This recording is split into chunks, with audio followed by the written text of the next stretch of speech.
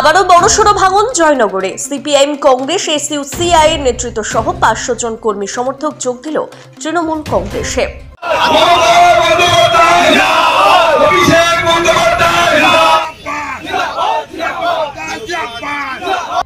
একদিকে সারা রাজ্য জুড়ে যখন বিজেপি, সিপিআইএম, কংগ্রেস ধর্মীয় মেরুকরণের রাজনীতি করছে, মানুষে মানুষে বিভেদ তৈরি করে রাজনীতির ময়দানে ফায়দা তোলার চেষ্টা করছে, তৃণমূল কংগ্রেসকে বদনাম করে মানুষের কাছে জায়গা করার চেষ্টা করছে, ঠিক তখনই বিরোধীদের সমস্ত প্রচেষ্টাকে ব্যর্থ করতে আগামী বিধানসভা নির্বাচনে তৃণমূলের হাতকে আরও শক্ত করতে জয়নগর বিধানসভা কেন্দ্রে প্রায় 500 জন কর্মী সমর্থক নিয়ে 50 জনেরও বেশি নেতৃত্ব আজ তৃণমূল কংগ্রেসের পতাকা হাতে তুলে নিলেন জয়নগরের বিধায়ক বিশ্বনাথ দাসের হাত থেকে।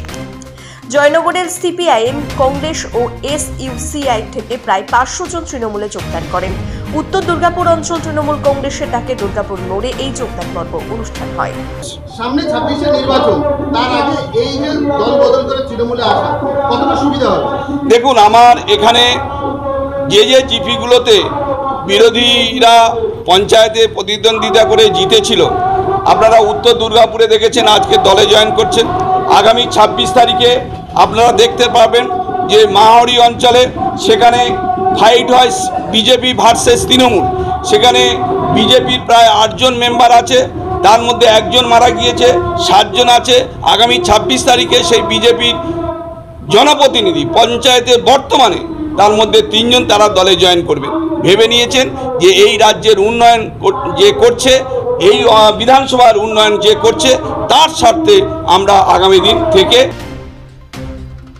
সিপিএম এর প্রাক্তন উপপ্রধান আবু কাহার কাজী, কংগ্রেসের উত্তর দুর্গাপুর গ্রাম পঞ্চায়েতে বিরোধী দলনেতা সহ প্রায় 5 জন প্রাক্তন পঞ্চায়েত সদস্য, সিপিআইএম এর প্রাক্তন পঞ্চায়েত সদস্য সালাউদ্দিন শেখ ও প্রাক্তন পঞ্চায়েত সদস্য আলাউদ্দিন মোল্লা সহ কংগ্রেসের উত্তর দুর্গাপুর গ্রাম পঞ্চায়েতের বিরোধী দলনেতা কংগ্রেসের মনির উদ্দিন গাজী, এসইউসিআই পঞ্চায়েত সদস্য রুকসানা লস্কর সহ প্রচুর কর্মী সমর্থক আজ তৃণমূলে যোগদান করেন।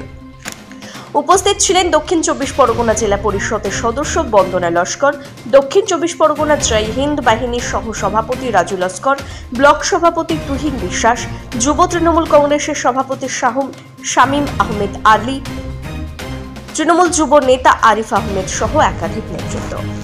দেখুন, আমাদের 23-এ যে পঞ্চায়েত নির্বাচন হয়েছিল, সেই পঞ্চায়েত নির্বাচনে এখানে এসইউসিআই 2 জন, কংগ্রেস 2 জন এবং 1 জন নির্দল তারা পঞ্চায়েতে জয়ী হয়েছিল।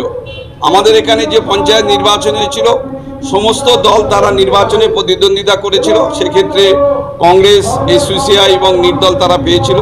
কিন্তু বর্তমানে যে পরিস্থিতি, তারা উপলব্ধি করেছে যে কেন্দ্রের যে সরকারটা আছে, যে স্বৈরাচারী সরকার, সেই সরকারের বিরুদ্ধে লড়তে পারে একমাত্র বাংলার জননেত্রী মমতা বন্দ্যোপাধ্যায়, বাংলার জননেতা অভিষেক বন্দ্যোপাধ্যায়। তাই তারা উপলব্ধি করেছে যে এই বিরোধী ভোটে আমরা বিরোধী আসনে থেকে, বিরোধী দলনেতা হিসাবে থেকে আমরা সাধারণ মানুষের কোনো পরিষেবা দিতে পারছি না এবং আন্দোলন গড়ে তুলতে পারছি না। সেই আন্দোলন গড়ে তুলতে গেলে, মানুষের পাশে থাকতে গেলে একমাত্র তৃণমূল ছাড়া বিকল্প কোনো পথ নেই।